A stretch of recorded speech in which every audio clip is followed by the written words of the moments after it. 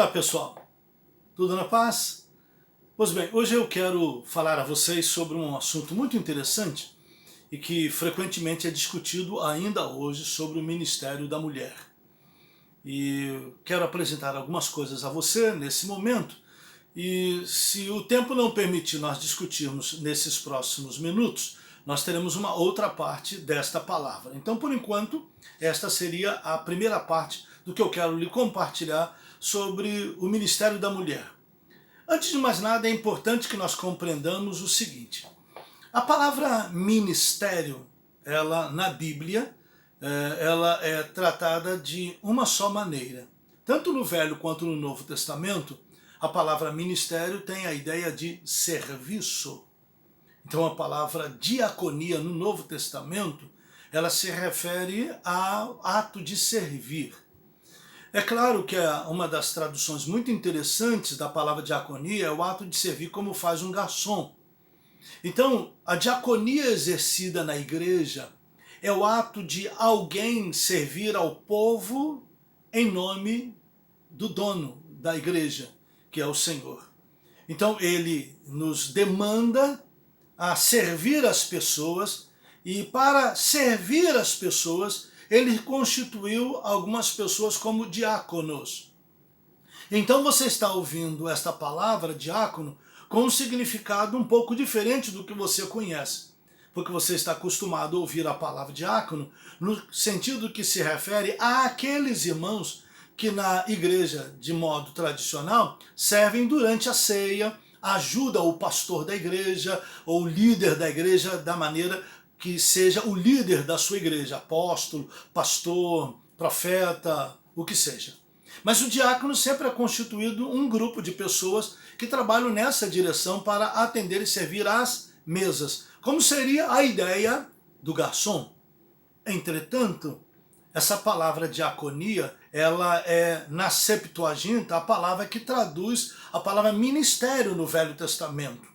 E ela no Novo Testamento, a palavra diaconia, também se refere, quando lemos em Efésios 4, capítulo 11, verso 12, quando Paulo diz que o Senhor deu uns para apóstolos, profetas, evangelistas, pastores e mestres, ele diz que está visando o aperfeiçoamento dos santos para a edificação do corpo de Cristo e, muito especialmente, ele usa a palavra para a obra do ministério, para a obra da diaconia. Então, quando nós falamos de ministério, é importante entender que nós estamos falando da diaconia na igreja, esse ministério, esse serviço. Tendo isso em mente, precisamos compreender que o ministério na igreja não é simplesmente uma liderança, é muito mais do que isso, é um serviço prestado à igreja. Em nome de quem? Em nome do dono da igreja, do cabeça da igreja, que é Cristo. Então, por isso que em Efésios capítulo 4, verso 11, está estabelecido que ele, Cristo, ele deu uns para apóstolos, outros para profetas, outros para evangelistas, outros para pastores e mestres. Como se insere o ministério da mulher dentro desses ministérios, esse serviço da mulher nesse grupo? Então, eu separei para você algumas coisas muito interessantes que eu quero lhe compartilhar. Antes de mais nada, nós precisamos ler uma passagem emblemática que é conhecida de todos nós e ela se encontra em Gênesis 1, 26, que eu quero lhe compartilhar. Diz assim a palavra: Também disse Deus, façamos o homem conforme a nossa imagem, conforme a nossa semelhança. Tenha ele domínio sobre os peixes do mar, sobre as aves dos céus, sobre os animais domésticos e sobre toda a terra e sobre todos os répteis que rastejam pela terra. Verso 27, muito importante agora. Criou Deus, pois, o homem, à sua imagem, a imagem de Deus o criou. Homem e mulher os criou. Deus não fez outro gênero. Deus fez homem e mulher. Jesus esclarece isso muito bem no Novo Testamento, quando discutem com ele sobre o divórcio. Ele afirma fortemente dizendo sobre o divórcio, ele dizendo que no princípio não foi assim, porque Deus fez macho e fêmea. Tanto no Velho quanto no Novo Testamento, especialmente na fala de Jesus, define muito claramente que só há dois gêneros, macho e fêmea. E a palavra aqui, que está homem e mulher na minha versão, também é traduzida em outras versões como macho e fêmea. E diz a palavra claramente que Deus fez o homem à sua imagem. A imagem de Deus o criou. E criou Deus, pois, o homem à sua imagem. A palavra homem aqui é a palavra Adam, no sentido genérico, não no sentido macho, porque a palavra homem e mulher, designados no versículo 27, tem especificamente sua expressão em hebraico. E aqui, em Gênesis 1:28, diz assim: e Deus os abençoou e disse: sede fecundos, 1, multiplicai-vos, 2, enchei a terra, 3, e sujeitai-a. Não há como homem e mulher eles serem fecundos, multiplicarem-se, encher a terra, sem um e outro. Homem com homem não multiplica, mulher com mulher também não. Precisa de homem e mulher. E diz, sujeitai-a. Observe a expressão agora. Dominai sobre os peixes do mar, sobre as aves dos céus, sobre todo animal que rasteja pela terra.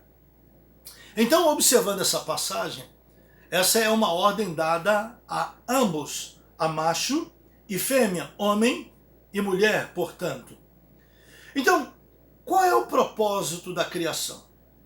Quando Deus fez homem e mulher, Deus os fez um pouco diferentes. Deus fez o homem, depois fez a mulher. E uma vez que ele fez primeiro o homem, depois fez a mulher, nós compreendemos de uma certa maneira que aquele que foi feito primeiro é, por natureza, autoridade sobre o segundo. Contudo, não confunda autoridade como aquele que faz com que o que está submisso seja subserviente. Deus não fez a mulher para ser subserviente à mulher. Deus não fez a mulher para ser subserviente ao homem. Deus fez a mulher para ser submissa, é uma coisa. Ser cooperadora, ser uma pessoa idônea que lhe ajude. E uma das coisas mais interessantes nessa passagem bíblica é que Deus designa tanto a homem quanto a mulher que ambos dominem sobre a terra. No verso 28 isso está muito bem enfatizado, onde o significado de dominar é governar, ter domínio, dominar, submeter, subjugar e levar a dominar. Dentro dessa passagem encontramos que Deus não fez o homem para ser dominado pela mulher, nem a mulher para ser dominada pelo homem. Deus fez a ambos para dominarem e dividirem essa tarefa ombro a ombro. Contudo, alguém precisa ter uma decisão final, e normalmente costuma ser, dentro do princípio da Bíblia, o homem. Eu costumo sempre e gosto sempre de dizer, falo sempre aos irmãos aqui na comunidade. Todas as vezes que há uma discussão entre um homem, a esposa e o marido sobre que cor vai ser a parede da sua casa. O marido quer que seja amarela e a esposa quer que seja rosa. Eles ficam numa pendenga discutindo quem vai dar a última palavra, portanto. Claro que é o homem que vai dar a última palavra. Então, ele decide. A parede será rosa. Porque ele decide. Mas ele sabe que toda vez que ele ganha, ele perde. Mas toda vez que ele perde, ele ganha. Mentalidade de crente. Compreende? E dentro desse preceito, que engraçado que eu coloquei para você, é sempre importante entender uma coisa importante. Deus não fez homem para dominar a mulher, estou repetindo, e nem a mulher para dominar o homem. Deus fez a ambos para dividirem a tarefa e cooperarem um com o outro, mas especialmente a mulher cooperar com o seu marido. Entretanto, quando nós lemos na palavra de Deus, em Gênesis capítulo 3, descobrimos que essa ordem foi quebrada. Gênesis capítulo 3, e especialmente os versos 16 e 17, nós encontramos uma maldição lançada sobre a mulher por causa da desobediência de Adão e de Eva. E essa maldição que foi lançada sobre Adão e sobre Eva foram distintas. Sobre a mulher, Deus lançou a seguinte maldição. A mulher disse Deus: multiplicarei grandemente a dor da tua concepção, em dor darás à luz filhos, e o teu desejo será para o teu marido, e ele sobre ti dominará.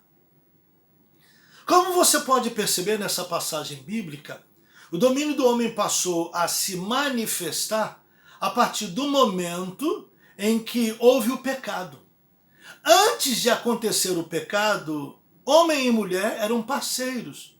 Mas após o pecado, a mulher será dominada pelo homem e o seu desejo será para ele. Pois bem, se o desejo dela é para o seu marido, indica que, portanto, quando Deus quer dar ministério, ele deveria dar exclusivamente para o homem.